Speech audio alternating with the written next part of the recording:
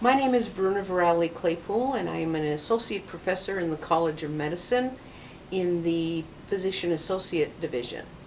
My name is Danielle Pullen, and I'm the program coordinator for the Office of Diversity, Equity, and Inclusion here at HSC. And I'm Kylie Pethoud, Simulation Coordinator with the Office of Interdisciplinary Programs. A little background about who we are. We're a comprehensive academic health center with 8 participating colleges, 29 programs, 70 degrees, and almost 4,000 students. While we've had interdisciplinary programs for decades, our current interprofessional education program began as a small pilot clinic program in 2012. In 2015, we added All Professions Day didactic section. In 2016, with the Vice Provost's Office and institutional support, continuing in 2018 when we launched a 2-year curriculum model along with a campus-wide academic strategic plan where IPE was identified as one of our 5 initial key leverage points.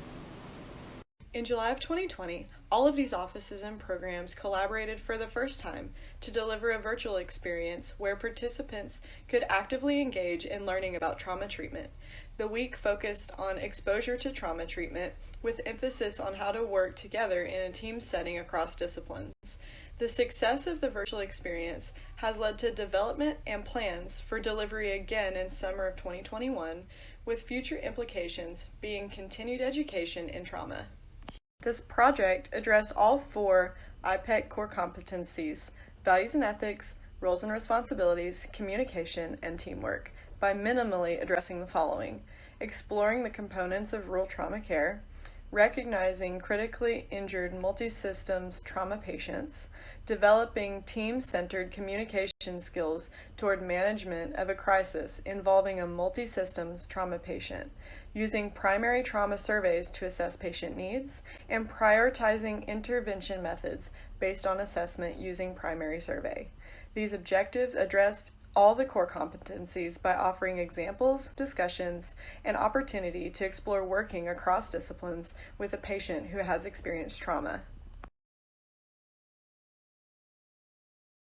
Although our why did not change, our how did, as we successfully transformed this week's in-person activities into a virtual experience for interprofessional learners by a team of interprofessional educators from the Office of Diversity, Equity, and Inclusion, the Office of Interdisciplinary Programs, the Physician Associate Program, and the School of Social Work.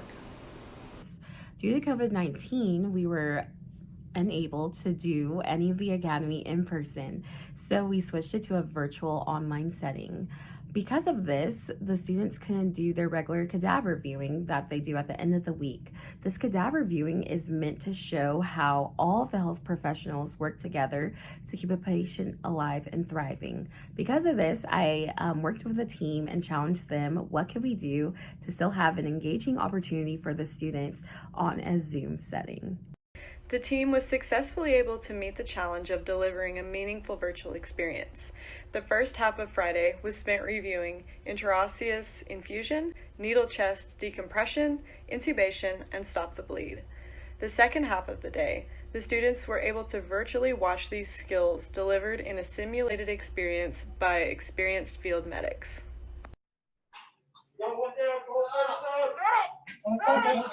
Go,